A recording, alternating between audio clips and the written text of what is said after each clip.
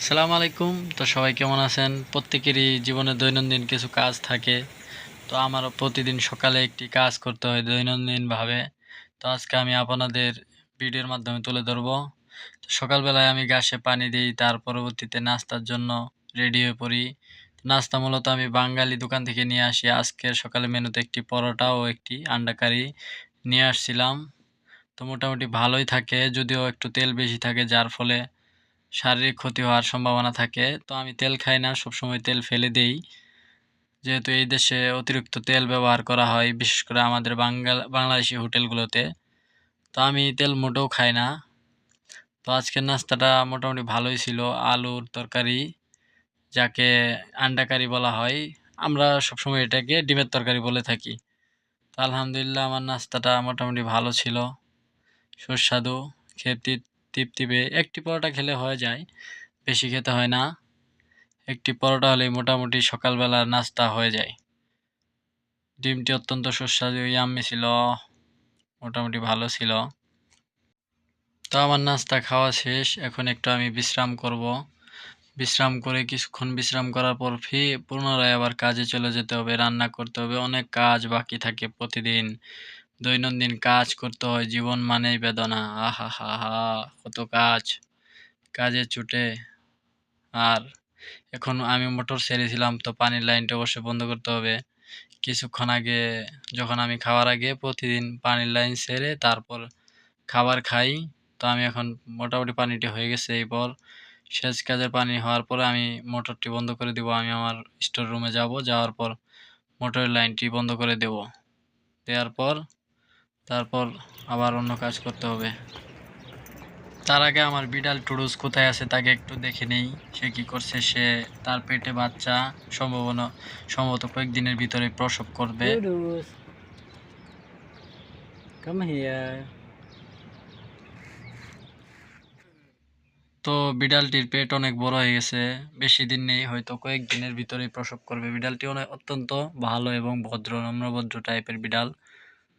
সবসময় চুপচাপ থাকে, কিছুদিন থেকে ঠিকভাবে খায় না, কিছু করে না।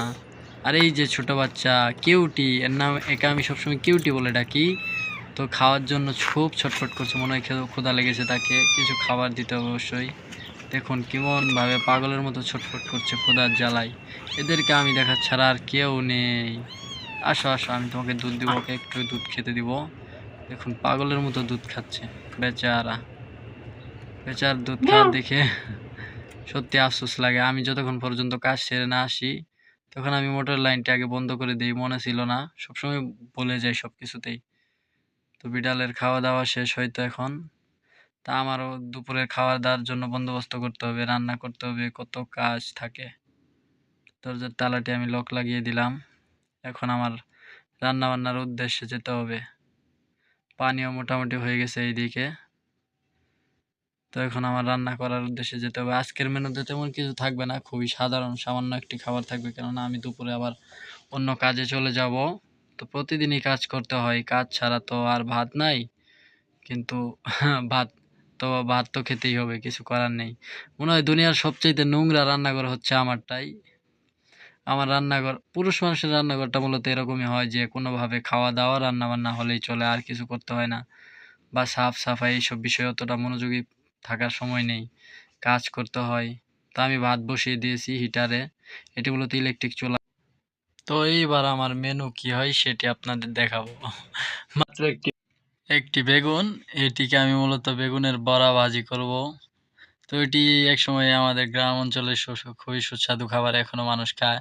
তো এটি হচ্ছে সিম্পল একটি খাবার, যখন কোনো কিছু ঘরে না থাকে বা কোনো বাজার না থাকে। যদিও আমার মুরগি রয়েছে, মাছ রয়েছে, তার পরিবর্তিতে আমি এটি করছি কারণ আমার আজকে সময় খুবই কম। আমার কাজ অনেক, বহিরাগত কাজে যেতে হবে বাইরে, পার্ট টাইম কাজ করতে হবে। এর জন্য আমি একটু তাড়াহুড়া করছি, যার ফলে এটি করব। আর কিছু মরিচ ভাজি করব, এটি দিয়ে মূলত একটি স্পেশাল রেসিপি আমি তৈরি করব। যাই হোক, এটি প্রবাসীদের খাবার এরকমই হয়ে থাকে সবসময়। সবসময় যে ভালো মন্দ খাবার তৈরি করা যায় তা কিন্তু না। সময় থাকে না, হাতে টাইম, সবচাইতে অলসতা এবং সময়ের অভাবে এই খাবারগুলা তৈরি করা দরকার হয়। কিছু করার থাকে না। তো আমি এখন এটি করব। তো সবাই আপনারা দেখতে থাকুন। তো আমি চুলাতে দেখুন হিটারে তেল গরম হয়ে গেছে, আমি ছেড়ে দিছি একে একে, সবগুলা ফুটতে শুরু করছে। তো সুন্দর দ্রুতই হয়ে যাবে, কিন্তু বড়া ভাজতে অনেক তেল অতিরিক্ত লাগে, দেখবেন তেলগুলা খুব দ্রুতই শুকিয়ে যাবে। আর 2 বার বা 3 বার অন্তত তেল দিতে হবে অন্তরে অন্তরে। ওদিকে ভাত হয়ে আসছে প্রায়। তো আমার বড়া এবার উল্টিয়ে দিয়েছি, দেখতে পাচ্ছেন মোটামুটি কিছুটা সিদ্ধ হয়ে আসছে। আর কিছু সময় লাগবে, 10 থেকে 15 মিনিট বা 20 মিনিট এরকম সময় লাগতে পারে, যেহেতু এটি হিটার খুব ধীর গতিতে হয়। তো আমার চুলার গ্যাস শেষ হয়ে গেছে, যার ফলে আমি এই হিটারটা অনেক দিন ধরে ব্যবহার করছি কিপটামি করে, টাকা পয়সা খুবই স্বল্পতা, কিছু করার নাই। আর সবাই আমার ভিডিওটিতে লাইক কমেন্ট করবেন, নতুন যেহেতু, যাতে আমি আরও ভালো ভালো ভিডিও উপহার দিতে পারি সে বিষয়ে একটু সবাই নজর দিবেন। আর চ্যানেলটি অবশ্যই সাবস্ক্রাইব করবেন। আর দেখুন আমার বড়া এবং মরিচ ভাজা হয়ে গেছে, তো ভাত রান্না প্রায় শেষ। তো সবাই ভালো থাকবেন, ভিডিওটি শেয়ার করবেন আর মন্তব্য অবশ্যই জানাবেন। তো খুদা হাফেজ। এই প্রবাসীর প্রতি খেয়াল রাখবেন ইনশাআল্লাহ, নিজের শরীরের যত্ন নেবেন। তো আসসালামু আলাইকুম, সবাই ভালো